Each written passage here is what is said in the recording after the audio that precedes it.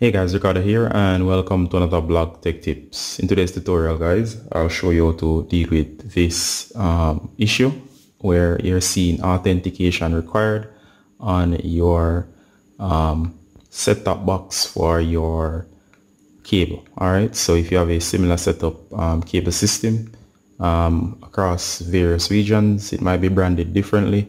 So I will not be referring to a specific carrier. So of course, if you're seeing this exact information on screen based on your cable top box, this tutorial will show you exactly how to get rid of it. Alright, now let me just explain what can happen to cause this particular screen to pop up.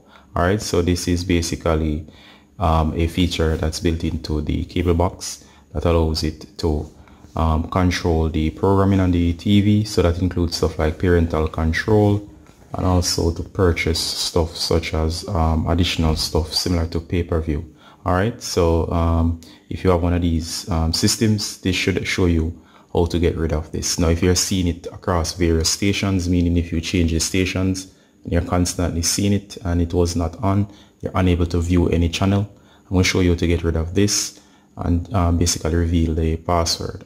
This might happen in cases where it came up in error.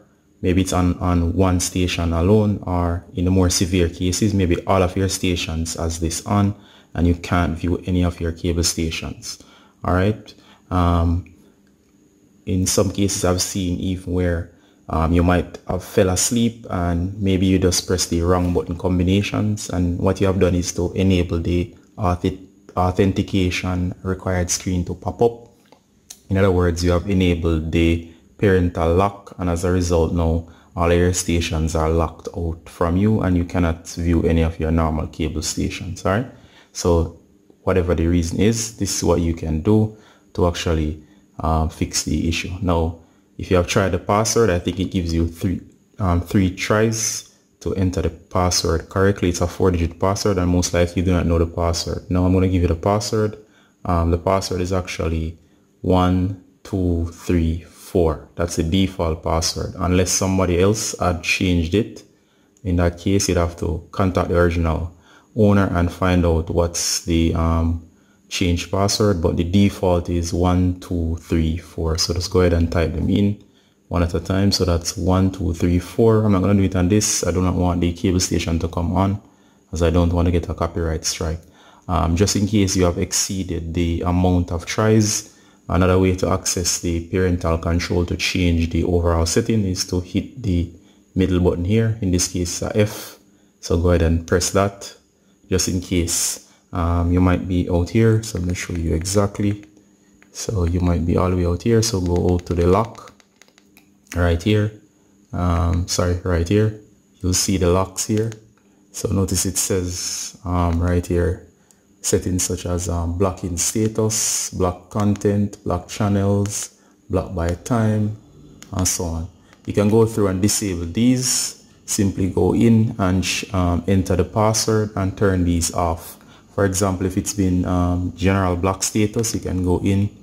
It will ask for the password. Enter the default password. As I said, it's 2,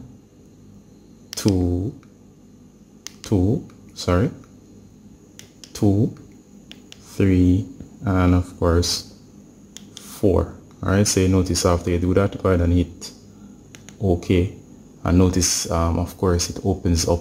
So you can go through and disable these until you find the correct one. You can go to the station itself, and as you're cycling through and it asks you for the password, just enter it once, and once you enter it once, it will basically free up the channels and it will not come back on. To permanently disable a lock, you can go through here and make sure all the locks are off unless you want them to turn on. So if they were coming on based on a time frame, you can actually disable that or whatever. So you can actually figure it out in the settings overall and basically get your cable stations back to normal. Alright, so that should basically explain all of these scenarios. So you should be able to use my information to fully set up back your cable box like what you want and get rid of that. And be careful with your remote as you might trigger the lock in the future, but you now know the password. Alright guys, Ricardo Gardner from Blog Tech Tips. Say bye till next time. Bye.